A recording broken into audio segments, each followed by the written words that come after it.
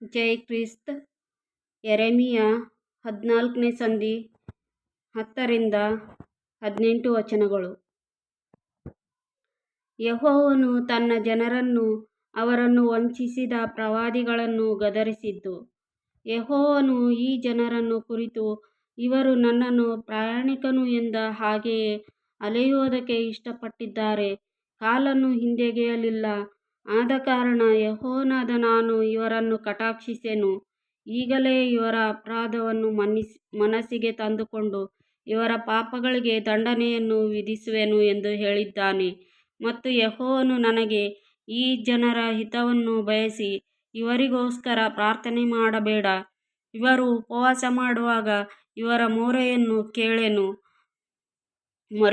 ಕೇಳೆನು. ಹೋಮ ನೈವೇದ್ಯಗಳನ್ನು ಅರ್ಪಿಸಲು ಸ್ವೀಕರಿಸೆನು. ಖಡ್ಗ ಕ್ಷಾಮ ವ್ಯಾಧಿಗಳಿಂದ ಇವರನ್ನು ನಿರ್ಮೂಲ ಮಾಡುವೆನು ಎಂದು ಹೇಳಿದನು. ಅದಕ್ಕೆ ನಾನು, ಅಯ್ಯೋ ಕರ್ತನಾದ ಯೆಹೋವನೇ, ಇಗೋ, ಪ್ರವಾದಿಗಳು ಈ ಜನರಿಗೆ, ಖಡ್ಗವು ನಿಮ್ಮ ಕಾಣದು, ಕ್ಷಾಮವು ನಿಮಗೆ ಸಂಭವಿಸದು, ಯೆಹೋವನು ಈ ಸ್ಥಳದಲ್ಲಿ ಸ್ಥಿರ ಸಮಾಧಾನವನ್ನು ನಿಮಗೆ ಕೊಡುವನು ಎಂದು ನುಡಿಯುತ್ತಾರೆ ಎಂಬುದಾಗಿ ಹೇಳಿದೆನು.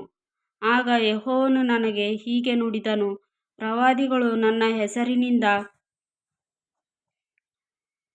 ಸುಳ್ಳಾಗಿ ಪ್ರವಾದಿಸುತ್ತಾರೆ. ನಾನು ಅವರನ್ನು ಕಳುಹಿಸಲಿಲ್ಲ, ಅವರಿಗೆ ಅಪ್ಪಣೆ ಕೊಡಲಿಲ್ಲ. ಏನು ಹೇಳಲಿ? ಅವರು ಸುಳ್ಳಾದ ದಿವ್ಯದರ್ಶನವನ್ನೂ ಕಣಿಯನ್ನೂ ಮಾಯಾತಂತ್ರವನ್ನೂ ಸ್ವಕಲ್ಪಿತ ಮೋಸವನ್ನೂ ನಿಮಗೆ ಪ್ರಕಟಿಸುತ್ತಾರೆ.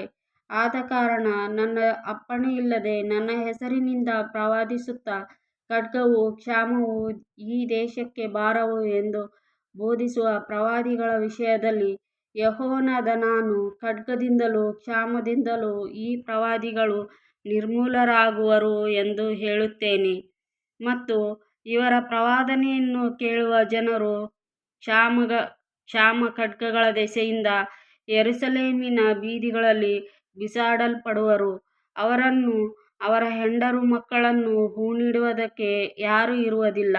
ನಾನು ಅವರ ದುಷ್ಟತನವನ್ನೇ ಅವರ ಮೇಲೆ ಹೊಯ್ದು ಬಿಡುವೆನು. ನೀನು ಈ ಮಾತನ್ನು ಅವರಿಗೆ ಹೇಳು. ನನ್ನ ಕಣ್ಣೀರು ರಾತ್ರಿ ಹಗಲು ನಿರಂತರ ಸುರಿಯಲಿ, ಏಕೆಂದರೆ ನನ್ನ ಜನವೆಂಬ ಯುವತಿಗೆ ದೊಡ್ಡ ಗಾಯವಾಯಿತು. ಹೌದು, ಗಡುಸಾದ ಪೆಟ್ಟು ಬಿತ್ತು. ನಾನು ಊರ ಹೊರಗೆ ಹೋದರೆ, ಇಗೋ, ಖಡ್ಗದಿಂದ ಹತರಾದವರು. ಊರೊಳಗೆ ಬಂದರೆ, ಇಗೋ, ಕ್ಷಾಮದಿಂದ ಕೊರಗುವವರು. ಪ್ರವಾದಿಗಳೂ ಯಾಜಕರೂ ನಮಗೆ ಗೊತ್ತಿಲ್ಲದ ದೇಶಕ್ಕೆ ಗಡೀಪಾರಾಗಿದ್ದಾರೆ. ಆಮೆನ್.